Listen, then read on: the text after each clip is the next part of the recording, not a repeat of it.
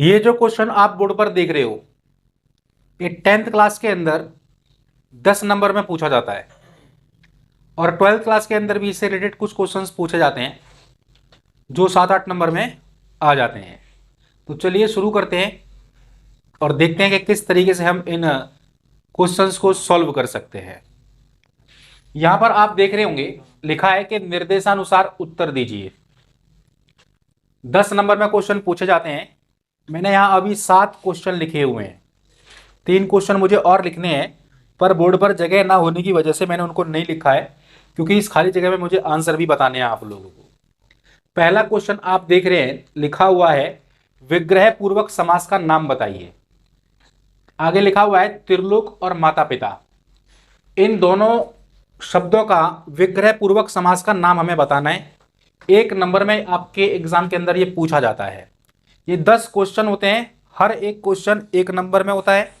और ये समझ लीजिए कि ये नंबर फ्री के ही हैं आपके, लेकिन फिर भी समझना बहुत जरूरी है कि बहुत सारे बच्चों को नहीं पता ये समास कैसे होंगे, संधि विच्छेद कैसे होंगे। तो यहां देखिए त्रिलोक लिखा हुआ है। अब इसका हमें विग्रह पूर्वक समास करना है। त्रिलोक का क्या मतलब हुआ, यानी कि 3 लोकों का समूह। तो आपने आंसर में कैसे करना है, ध्यान देना। जब भी आप आंसर लिखेंगे तो एक तरफ तो आपने लिखना है विग्रह, ठीक है, और एक तरफ आपको लिखना है समास। ऐसे लिख लेना। विग्रह में क्या लिखेंगे, 3 त्रिलोक है ना, यानी कि 3 लोकों का समूह। 3 लोकों का समूह। और यहां समास कौन सा आ जाएगा, यहां पर समास आएगा द्विगु समास। द्विगु समास यानी कि जब आपका कुछ नंबर्स में आ जाए, जैसे चौराहा यानी कि 4 राहों का समूह, नवग्रह यानी कि 9 ग्रहों का समूह, है ना। यहां पर लिखा त्रिलोक यानी कि 3 लोगों का समूह। इस तरीके से अगर आता है तो हमेशा याद रखना, वहां पर आपका द्विगु समास बनेगा। अब दूसरा आप देख रहे हैं लिखा है माता पिता। अब माता पिता, अब इसके अंदर आप देखेंगे और शब्द का लोप हो रहा है, ठीक है। जैसे विग्रह में आएगा माता, और जो ये आ रहा है ना इसकी जगह पर आप लिखेंगे और पिता, ठीक है। जब और शब्द का लोप हो रहा हो किसी शब्द में तो आप समझ लेना वहां पर द्वंद्व समास बनेगा। द्वंद्व समास, ठीक है। जैसे दिन रात यानी कि दिन और रात, है ना। गोरा काला, गोरा और काला, इस तरीके से। तो अच्छे से आपको समझ में आ गया होगा कि हमें विग्रह पूर्वक समास कैसे करना है। इसके बाद अब हम करेंगे संधि विच्छेद, यानी कि दुर्गेश और वातावरण का। यहां पर संधि विच्छेद पूछा गया है, आपसे संधि करने के लिए भी आ सकता है। तो हम मिटा मिटा के करते जाएंगे और इसके आंसर आप साथ साथ करते चले जाना ताकि आपको परेशानी ना हो। और स्क्रीनशॉट अगर लेना हो तो इसका ले लेना। अब यहां पर बात आती है संधि विच्छेद की। लिखा हुआ है दुर्गेश और वातावरण।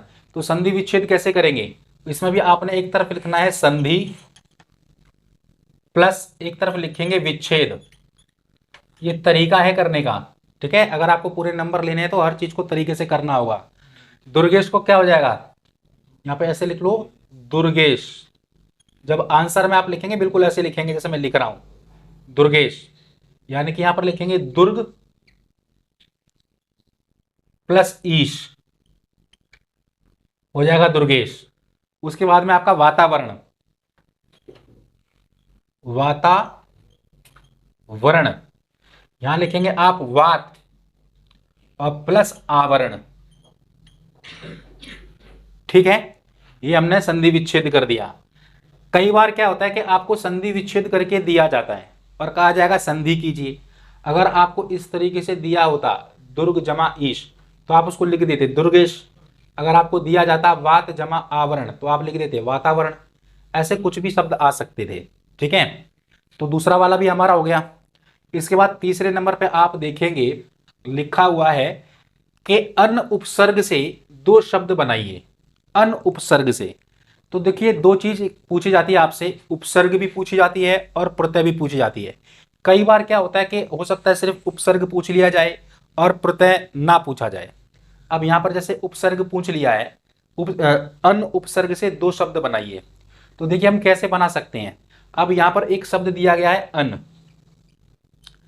आपने इसी शब्द के अंदर, सॉरी अन, ठीक है, आपने क्या करना है, इसी शब्द के अंदर एक ऐसा शब्द जोड़ना है कि इसका अर्थ बदल जाए, और जब अर्थ बदलने के बाद ना वो ऐसा शब्द होना चाहिए जिसका एक मतलब निकले। तो अब इसमें कुछ भी बदलाव नहीं करना है। अब अन के अंदर अगर आप पढ़ जोड़ देंगे तो क्या हो जाएगा, अनपढ़। ठीक है, पहला शब्द आपका ये बन गया। एक शब्द और बनाना है तो अन तो आपको लिखना ही है। ठीक है, क्या लिख सकते हैं, अन के साथ में जाना लिख दो। ठीक है, तो हो गया अनजाना। समझ में आ गया। इस तरीके से हम उपसर्ग से शब्द बना सकते हैं। ये भी आप लोगों को अच्छे से समझ में आ गया होगा। अब नेक्स्ट वाला जो क्वेश्चन है उसमें लिखा हुआ है, हम लोग मुंबई घूमने गए और वहां 4 दिन रहे। हम लोग मुंबई घूमने गए और वहां 4 दिन रहे। तो आप देखेंगे इस वाक्य में ना 2 उपवाक्य हैं। पहला उपवाक्य है हम लोग मुंबई घूमने गए, उसके बाद में क्या है, ये संयोजक है, सॉरी योजक है ये। अब योजक जोड़ने के बाद यहां पर दूसरा सेंटेंस है वहां 4 दिन रहे। इसमें पूछा गया है सरल वाक्य में बदलो। सरल वाक्य का मतलब होता है आपने ऐसा वाक्य लिखना है जिसमें योजक का प्रयोग ना हुआ हो। यानी कि आप इसे लिख सकते हैं कि हम लोग 4 दिन के लिए मुंबई घूमने गए। हम लोग 4 दिन के लिए मुंबई घूमने गए।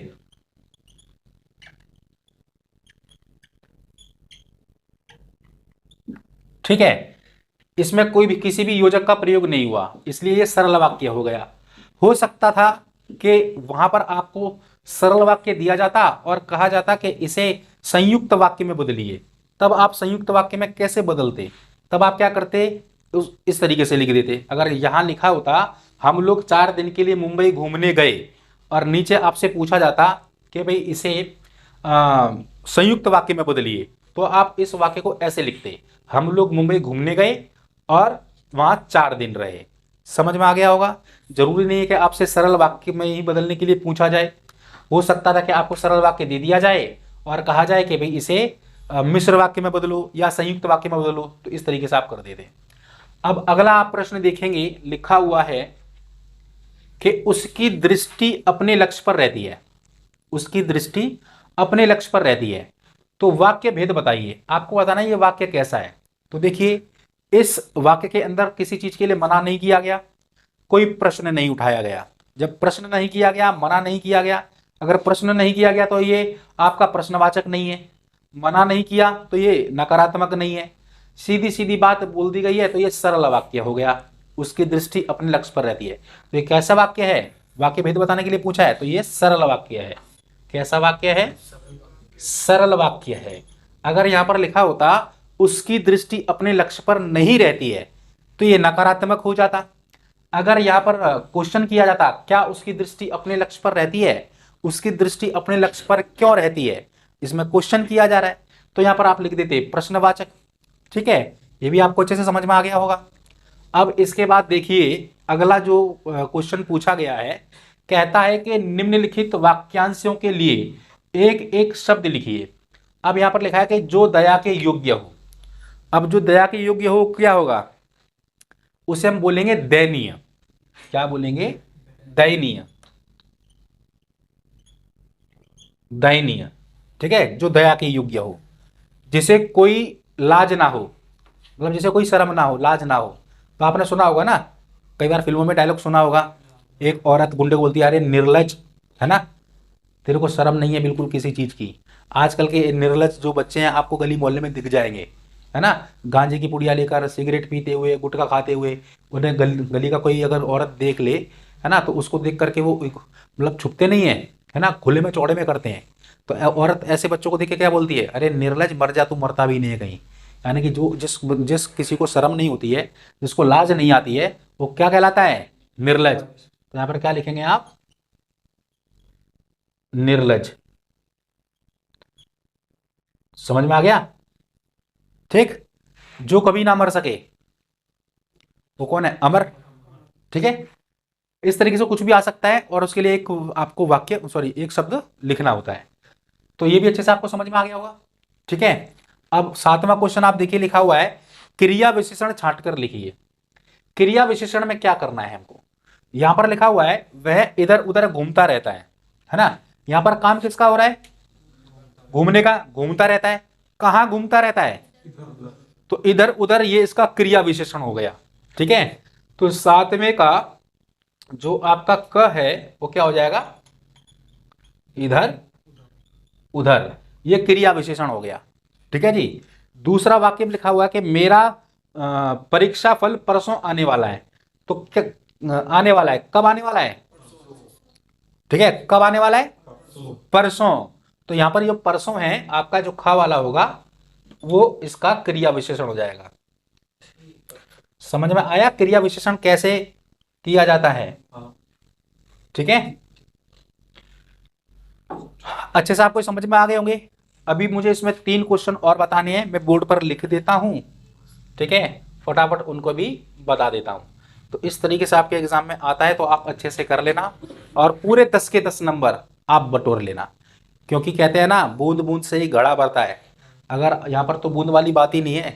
ठीक है, मक्खन मक्खन क्वेश्चन आपको बताऊंगा जिसमें आपको ज़्यादा से ज़्यादा नंबर आएंगे और आपकी डिक्टेशन नहीं आएगी पूरी, मतलब 80% क्रॉस करोगे। बस वीडियो पे बने रहना। जितनी भी वीडियो मेरी अपलोड होती है हर वीडियो को आप देखना, क्योंकि सारी की सारी वीडियो मैं सिर्फ एग्जाम में आने वाले क्वेश्चन से रिलेटेड ही बनाऊंगा। और जिसने अभी तक चैनल सब्सक्राइब नहीं किया वो कर लें। ठीक है, ताकि हर वीडियो का नोटिफिकेशन आप तक सबसे पहले पहुंचे। ठीक, चलिए फटाफट मैं आगे के 3 क्वेश्चंस और उतार लेता हूं। 8वां क्वेश्चन है, किसी एक मुहावरे का वाक्य प्रयोग कीजिए। जिसमें पहला है ठगे से रह जाना, मतलब बेवकूफ बन जाना या मूर्ख बन जाना। तो इसका आप आंसर लिख सकते हैं, पिताजी के वादा करने पर पिकनिक ना जाना।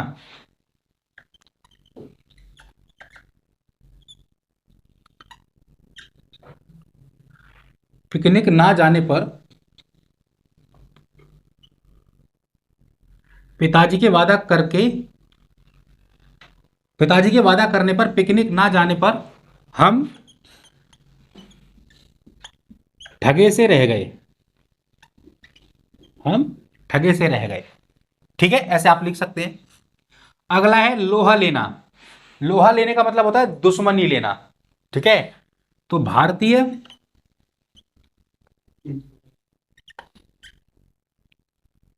शूरवीरों ने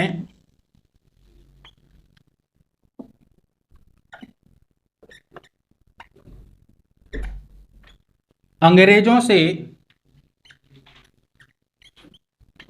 खूब लोहा लिया।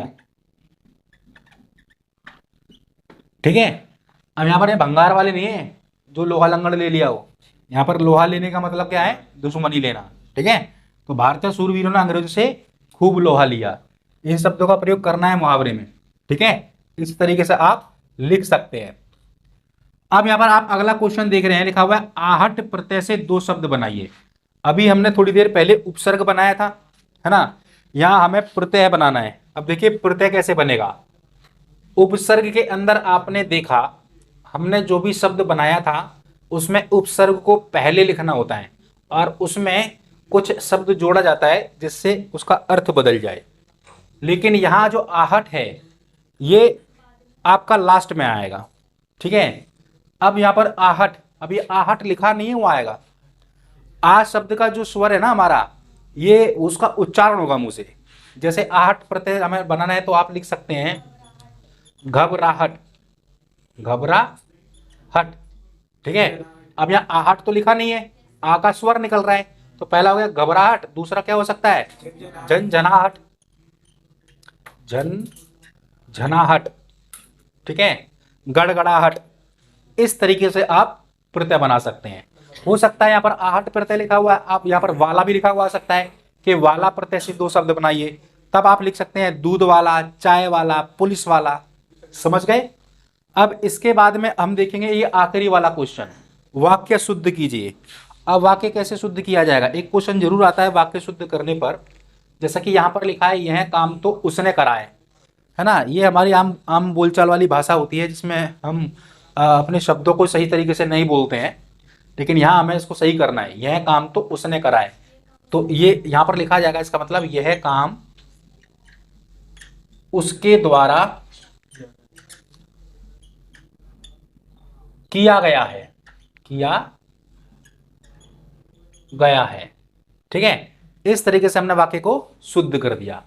तो ऐसे ही आपके एग्जाम के अंदर ये 10 क्वेश्चन पूछे जाते हैं जो कि 10 नंबर में है, और ये आते ही आते हैं, ये दिमाग में बिठा लेना कि ये क्वेश्चन आएगा ही आएगा, और हर बार ये रिपीट होते हैं। ठीक है, एग्जिटिस तो मैं नहीं कह सकता, लेकिन इसी तरीके से आपके एग्जाम में पूछे जाते हैं, और आपने कैसे एग्जाम के अंदर इन सवालों का जवाब देना है ये आपको आइडिया हो गया होगा।